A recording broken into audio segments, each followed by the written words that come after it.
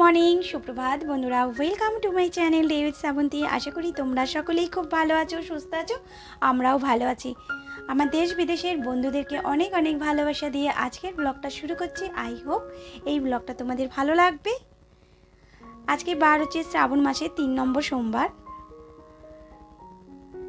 আর এখন ঘড়িতে ওই 9:15 বাজতে যায়। কারণ ঘড়িটা আমি দেখে না কাজ করতে পারি না। ওই যদি চোখে আলো পড়ে ব্যাস আমার ঘুম ভেঙে গেল। তারপরে আর এদিক ওদিক করতে করতেই উঠতে উঠতে একটু দেরি হয়ে যায়। তা ঘুম থেকে ওঠার পর কর্তামশাইকে চা করে দিচ্ছি, বিস্কুট চা আমাদের দুজনে খাওয়া হয়ে গেছে। খাওয়ার পর এই যে ছাতু গুলে নিলাম, আর কর্তামশাই কিন্তু কর্মক্ষেত্রে চলে গেছে। আজকে সকাল সকালে উনি বেরিয়েছে, আর মেয়েকে ছাতু গোলাটা দিয়েছি, আর আমারও ছাতু গোলাটা রয়েছে। এদিকে আমি তাড়াতাড়ি করে রান্না বসিয়ে দিলাম, মুগ ডাল বসিয়ে দিচ্ছি। না বন্ধুরা, আজকে মুগ ডাল দিয়ে খিচুড়ি করব না, আজকে ডালই করব। কারণ মেয়েকে জিজ্ঞাসা করলাম যে মা, না তুমি কি খিচুড়ি খাবে, আজকে করে নেবো। তা ও খিচুড়ি অতটা পছন্দ করে না, খিচুড়ি প্রিয় হচ্ছি আমি, তা ও পছন্দ করে না। তখন আমি বললাম যে ঠিক আছে চলো আজকে তাহলে ডাল ভাতই করি। তার জন্য আজকে আর কোনো তরকারি করব না ডালের সাথে, আজকে সব ভাজা করব। এই যে কাঁকরোলটা কেটে নিচ্ছি গোল গোল করে, আর কাঁকরোল ভাজা না আমার খুব ভালো লাগে।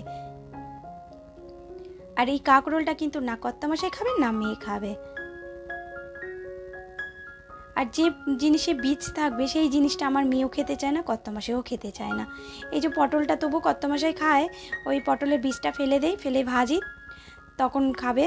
আর কর্তামশাই থাকলে তো মেয়েকে কোনো কিছুই খাওয়ানো যাবে না, কেন ওই যে বাবার আদরের মেয়ে। আর কর্তামশাই যখন থাকে না তখন কিন্তু বকাবকি দিয়ে ওকে করে ওকে খাইয়ে দেয়, কারণ সব সবজি না খাওয়া দরকার বাচ্চাদের। চলো সবজিগুলো ঝপঝপ করে কেটে নিই, তারপরে রান্না বসিয়ে দেবো।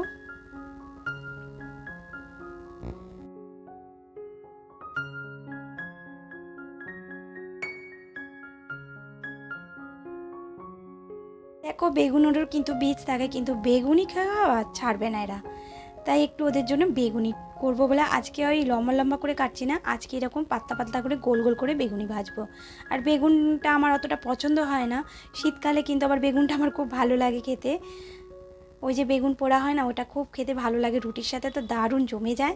তা ওদের জন্য কয়েকটা টুকরো করে নিলাম। আর এদিকে দেখো আমি ডালটা করছি। প্রথমে সাদা তেল দিলাম, তার মধ্যে সাদা জিরে, তেজপাতা, জিরে, ধনে সমস্ত কিছু গুঁড়ো দিয়ে দিলাম, সামান্য একটু জল দিয়ে দিলাম, নাহলে মশলাটা পুড়ে যাবে। আর তার মধ্যে কাঁচা লঙ্কা দিলাম, আর দেবো ওর মধ্যে টমেটো, একটা গোটা টমেটো কুচিয়ে দিয়ে দিলাম, হলুদ দেবো, নুন দেবো, মিষ্টি দেবো, সমস্ত কিছু দিয়ে তারপরে আদা থেতো করিনি, কারণ আদা আমি বেটে রাখিনি, আদাটা ওই গ্রেট করে দিয়ে দিচ্ছি।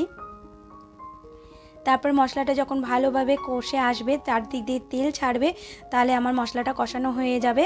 আর তারপর কিন্তু আমি মুগের ডাল যে সেদ্ধ করে রেখেছি সেই ডালটা দিয়ে দেবো। এর মধ্যে তোমরা যদি হিং পছন্দ করো হিং দিতে পারো, আমার যেহেতু ঘরে হিং নেই তাই আমি হিংটা দিতে পারলাম না। প্রথমে যখন ফোড়ন দেবো তখনই কিন্তু হিংটা দিতে পারো। আর দেখো গরম মশলাটা দিতে ভুলে গেছিলাম, তাই এখন দিলাম। 2টো এলাচ, 4টে লবঙ্গ আর একটা দারচিনি। দেখো চারদিক দিয়ে কিন্তু আমার তেল ছেড়ে এসছে, মশলাটা কষে এসছে। এরপর কিন্তু আমি ডাল সেদ্ধটা দিয়ে দিলাম। এবার ডালটা দিয়ে একটু ভালোভাবে কষিয়ে নাড়িয়ে চাড়িয়ে তারপরে কিন্তু জল দিয়ে ফুটতে দেবো। আর দেখো ডালটা পুরো রেডি হয়ে গেছে। এরপর চলে এলাম কাঁকরোল ভাজতে, কাঁকরোল ভেজে নেবো। আর এদিকে কিন্তু আমি ভাতটা বসিয়েছি।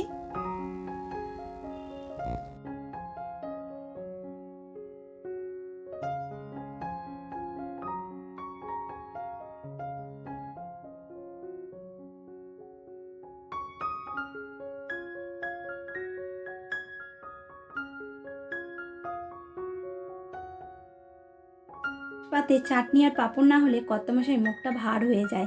নিরামিষ একেতে, আর তার মধ্যে নিরামিষের মধ্যে মানে যদি পাঁপড় আর চাটনি হয়ে যেত ব্যাস আর কোনো কথাই থাকে না।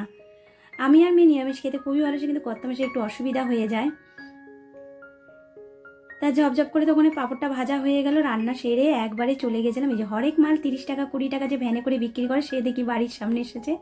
আর আমার যা ওখান থেকে অনেকগুলো টপ কিনছিল, তা যাকে দেখে ছুটে আমি গেলাম, কারণ আমার দিদির বাড়ি থেকে একটা গাছ নিয়ে এসেছি, গাছটা না লাগালে গাছটার অবস্থা খারাপ হয়ে গেছে, তাই তাড়াতাড়ি করে 2টো টপ কিনে নিলাম। আর এই টপের নিচে দেখো ছিদ্র করা আছে, সেটাই দেখাচ্ছি তোমাদেরকে।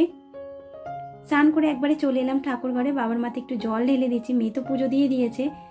আর বাবার কাছে চাওয়ার মতো আমার কিছুই নেই, কারণ বাবা অনেক দিয়ে দিয়েছে আমাকে না চাইতেই। তাই বাবার কাছে একটাই প্রার্থনা করি, বাবা সবাইকে ভালো রেখো, সুস্থ রেখো, তোমার হাতটা যাতে মাথার উপরে থাকে। আর এই যে তারপরেই চলে এলাম খাওয়া দাওয়া করতে। আজকে তো নিরামিষ রান্না করেছি, মেয়ের তো তাড়াতাড়ি খাওয়া হয়ে যাবে। আজকে ভাজা করেছি, পটল ভাজা, কুমড়ো ভাজা, আর কাঁকরোল ভাজা, আর হচ্ছে আলু ভাজা, আর বেগুনি করেছি, আর হচ্ছে পাঁপড় ভাজা, আর শসা চাটনি, আর মুগের ডালটা একটু অন্যরকমভাবে করলাম। চলো খাওয়া দাওয়া করে নিই। তোমাদের সামনে আবার হাজির হলাম, সন্ধ্যে 6:30 বাজতে যায়। আর কর্তামশাই এই যে মুদির সদাই নিয়ে এসছে, সেগুলোকে সমস্ত কিছু বার করে রাখছি, কি কি এনেছে খাতায় মিলিয়ে নিচ্ছি।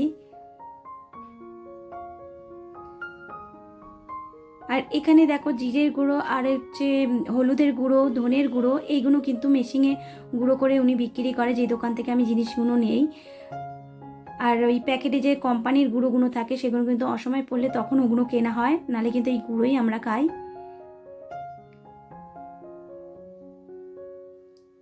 চলো ঝপঝপ করে এবারে এগুলো জায়গার মধ্যে রেখে দেই। আর জানো না বর্ষাতে মনে হয় এটা হয়, চিনি না ওই যে রসে গেছে বলে না, ঘাম ঘাম এসে যাচ্ছে। চিনির কৌটো ধুয়ে কিন্তু চিনি ডালছি, তবুও যেন চিনিগুলো ঘেমে যাচ্ছে। এক এক সময় যেন না কাজ করতে করতে ভাবে এত কাজ কিভাবে আমি গুছিয়ে করি। আসলে কি বলতো, মানে তুমি যদি মনে ধারণা করো না আমি কাজ করব, কাজটা করে শিখবো, তাহলে কিন্তু তুমি কাজটা করতে পারবে। আর যদি তুমি গাফলতি করো না যে না ধর করে নেবো, শিখে নেবো, ওইটা কিন্তু তখন কিন্তু তোমার কিছুই করতে ইচ্ছা হবে না। আমাদের ভেতরে দুখানা মন থাকে, একটা ভালো মন, একটা খারাপ মন। ভালো সবসময় ভালোর দিকে কথা বলে, আর খারাপ না সবসময় খারাপ দিকেই কথা বলে। এটা আমাদের স্কুলের বড়দি আমাদের শিখিয়েছিল, আর সেই কথাটাই কিন্তু আমি মেয়েকেও শেখাই। আগে বাবার ঘরে কোনো কিছুই কাজ শিখিনি, কাজ করতাম না, চুপচাপ থাকতাম, পড়াশোনা করতাম, খেলাধুলা করতাম। মানে সে যে এত ঘর গিন্নি হয়ে যাব, মানে গিন্নি মতো হয়ে যাব, সেটা আমি নিজেও ভাবতে পারিনি। আর কাজগুলো জানো না আমি ভালোবেসেই ঘরের সমস্ত কাজগুলো করি। আর ভালোবেসে যদি কাজগুলো করো না, তোমার দেখবে কাজগুলো খুব সুন্দরভাবে কিন্তু হবে। আর আমাদের মধ্যে সবচেয়ে বেশি কি বলতো, আগ্রহ জিনিসটা থাকলে কিন্তু তুমি শিখতে পারবে। শেখার আগ্রহ যদি না থাকে তুমি কিছুই শিখতে পারবে না। আর এই যে মেয়ে এখানে বসে ড্রয়িং করছে, তাই মেয়েকে দিয়ে দিচ্ছি। আর মেয়েকে আমি কোনো কিছুতেই আটকাই না, মেয়ে যেটা ইচ্ছা সেটাই ও করে, কারণ আমি জানি একদিন ওর ঠেলায় পড়লে সব কাজই শিখে যাবে। কারণ যেমন আমার অবস্থা হয়েছে, বাড়ির ছোট ছিলাম, আদরে ছিলাম, কিন্তু ওই যে ঠেলায় পড়ে কিন্তু আমি এখন সংসারটা ভালোভাবে করতে শিখে গেছি। রূপের সাথে কিন্তু গুণটাও আমাকে ভগবান দিয়ে দিয়েছে। নিজেকে যদি না ভালোবাসি তাহলে পরকে কি ভালোবাসবো, তাই না বলো বন্ধুরা? আগে নিজেকে ভালোবাসতে হবে, তারপরে দেখবে তুমি পরকেও কিন্তু ভালোবাসতে পারছো। আর এখানে এই যে কর্তামশাই আমি দুজনেই গল্প করতে করতে চা আর নিমকি খাচ্ছি। এরপর কর্তামশাই বেরোবে।